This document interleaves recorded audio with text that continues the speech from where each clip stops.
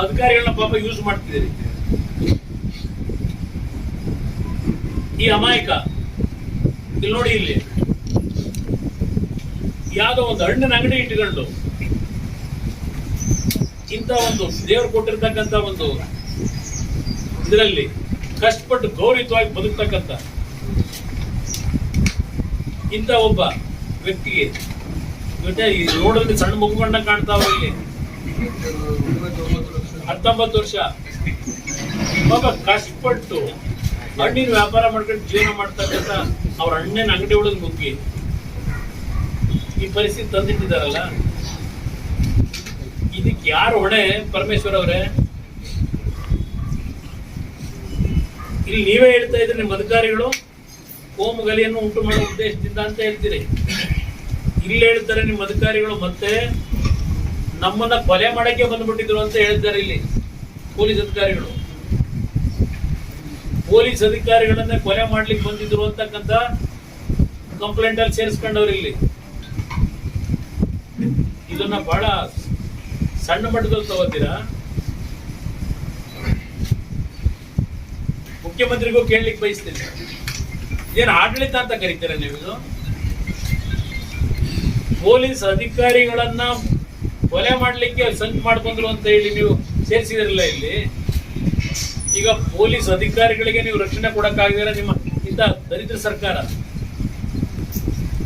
ಜನಸಾಮಾನ್ಯರ ಪರಿಸ್ಥಿತಿ ಏನಾಗಬೇಕು? ವಿರಾಟದಲ್ಲಿ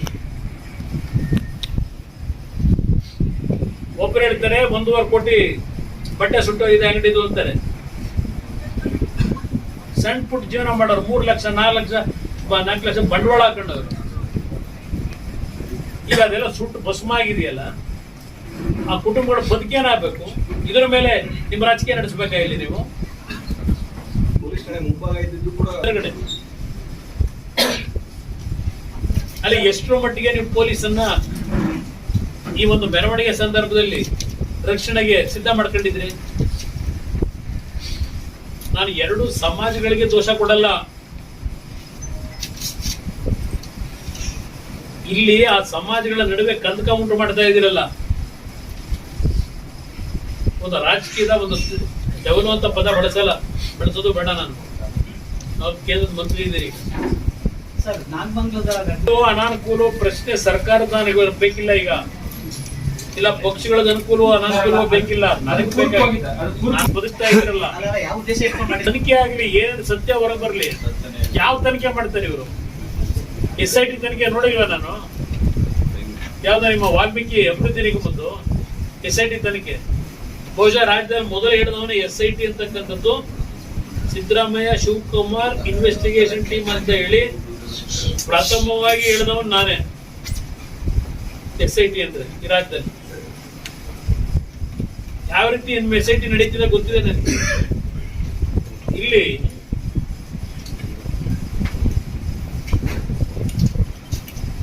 ಏನ್ ಹೇಳ್ತಾ ಇದ್ದೀರಿ? 100-150 ಜನ ಅಂತ ಹೇಳ್ತೀರಿ. 150 ಜನದ್ದು ಗುಂಪನ್ನ ಕಂಟ್ರೋಲ್ ಮಾಡಕ್ಕಾಗದೆ ಇದ್ದ ಮೇಲೆ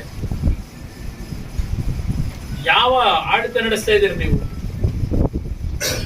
100-150 ಜನ ಕಂಟ್ರೋಲ್ ಮಾಡಕ್ಕಾಗದೆ ಬೆಂಕಿಡ ಪರಿಸ್ಥಿತಿ ಅಂದ್ರಲ್ಲ, ಯಾವ ಧೈರ್ಯ ಇರಬೇಕು? ತಲವಾರುಗಳನ್ನ ಇಟ್ಕೊಂಡು ರಸ್ತೆ ಓಡಾಡ್ತಾರೆ ಅಂದ್ರೆ, ಪೆಟ್ರೋಲ್ ಪಂಪ್ ಎಸಿತಾರೆ ಅಂದ್ರೆ, ಕೆಲವು ಹೆಣ್ಣು ಮಕ್ಕಳು ಅವರವರದೇ ಆದಂತ ರೀತಿಯಲ್ಲಿ ಇವತ್ತು ಗಂಡಲ್ಲಿ ನೀರಾಗ್ತಾ ಇದ್ದಾರೆ 2 ಸಮಾಜದಲ್ಲಿ.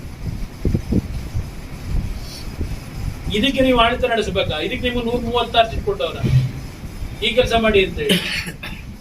ಈ FIR ನೋಡಿದ್ರೆ ಗೊತ್ತಾಗುತ್ತೆ ಇವತ್ತು ನೀವು ಮಾಡ್ಕೊಂಡಂತ ನಿಮ್ಮ ವೈಫಲ್ಯಕ್ಕೆ ಸಿಕ್ತರ್ನ ಅರೆಸ್ಟ್ ಮಾಡ್ಕೊಂಡು ಕೂತಿದ್ದೀರಿ. ಮೊದಲನೇ ಇಲ್ಲಿ ಗಣೇಶನ್ ಕೂರಿಸ್ತಾನ ಅಲ್ವಾ? ಮೊದಲನೇ ಆರೋಪಿ ಪರ್ಮಿಷನ್ ತಗೊಂಡು ಕೂರಿಸ್ತಾನೋ? ಪರ್ಮಿಷನ್ ತಗೊಂಡು ಕೂರಿಸ್ತಾನೆ ನೀವು ಮೊದಲನೇ ಆರೋಪಿ ಮಾಡ್ಕೊಂಡು ಕೂತ್ರಿ. ಆರೋಪಿ ಅವನೇ.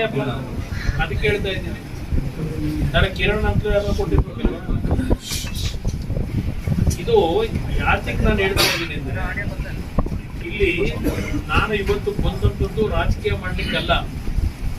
2 ಸಮಾಜದ ಬಂಧುಗಳಿಗೆ ಬರೀ 4 ಮುಂದೆ ಕೇಳೋದಷ್ಟೇ ಅಲ್ಲ, ನಾನು ಮಾಧ್ಯಮದ ಸ್ನೇಹಿತರ ಮುಖಾಂತರ ಇಡೀ ಇಡೀ ರಾಜ್ಯದ ಜನತೆಗೆ ನಾನು ಮನವಿ ಮಾಡ್ತೇನೆ, ಇಡೀ ರಾಜ್ಯದ ಜನತೆಗೆ ಇವತ್ತು ಎರಡು ತರ ವರ್ಗವನ್ನು ನಾನು ಕಾಣ್ತಾ ಇದ್ದೇನೆ.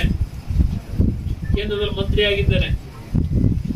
ಇವತ್ತು ದೇಶ ಯಾವೊಂದು ಪ್ರಗತಿಯತ್ತ ಹೋಗ್ತಾ ಇದೆ ಅದು ಒಂದು ಭಾಗ ಕಾಣ್ತಾ ಇದ್ದೇನೆ ಕೇಂದ್ರದ ಮಂತ್ರಿಯಾಗಿ.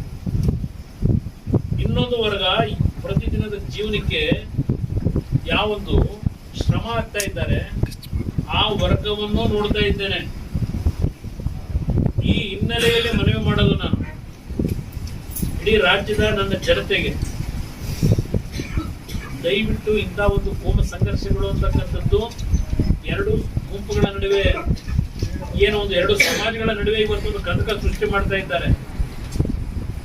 ಇದಕ್ಕೆ ಯಾವುದೇ ಕಾರಣಕ್ಕೂ ಎರಡೂ ಸಮಾಜಕ್ಕೂ ಹೇಳ್ತಾರೆ, ನಮ್ಮ ರಾಜ್ಯ ಸರ್ವ ಜನಾಂಗದ ಶಾಂತಿಯ ತೋಟ. ಅವತ್ತು ಹೇಳಿದ್ದೇನೆ, ಇವತ್ತು ಹೇಳಿದ್ದೇನೆ. ಅನ್ಯಾಯ ಮಾಡ್ಕೋಬೇಡಿ, ಮುಕ್ತರನ್ನ ಬಲಿ ತಗೊಳ್ಳೋದು ಬೇಡ. ಇವತ್ತು ಅರೆಸ್ಟ್ ಮಾಡಿದಿರಲ್ಲ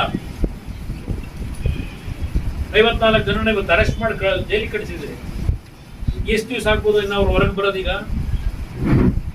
ಆ ಅರೆಸ್ಟ್ ಮಾಡಿರ್ತಕ್ಕಂಥವ್ರು, ಆ ಕುಟುಂಬದ ನಿರ್ವಹಣೆ ಮಾಡ್ತಕ್ಕಂಥ ಜವಾಬ್ದಾರಿ ಇರೋರು, ಹೊಲ ಉಳೋನು ಇಲ್ಲ ಒಂದು ಇಲ್ಲಿ ಅಂಗಡಿ ಹಾಕೊಂಡವ್ರಲ್ಲ, ಇಲ್ಲಿ ಸಣ್ಣ ಪುಟ್ಟ ಅಂಗಡಿಗಳು, ಅದರಿಂದ ವೃತ್ತಿ ಜೀವನ ಮಾಡ್ಕೊಂಡು ಬರೋ ಸಂಪಾದನೆ ಎಲ್ಲ ಕುಟುಂಬ ಸಾಕ್ತಕ್ಕಂಥವ್ರು, ಅವ್ರ ಪರಿಸ್ಥಿತಿ ಏನಾಗಬೇಕು? ಕುಟುಂಬಗಳು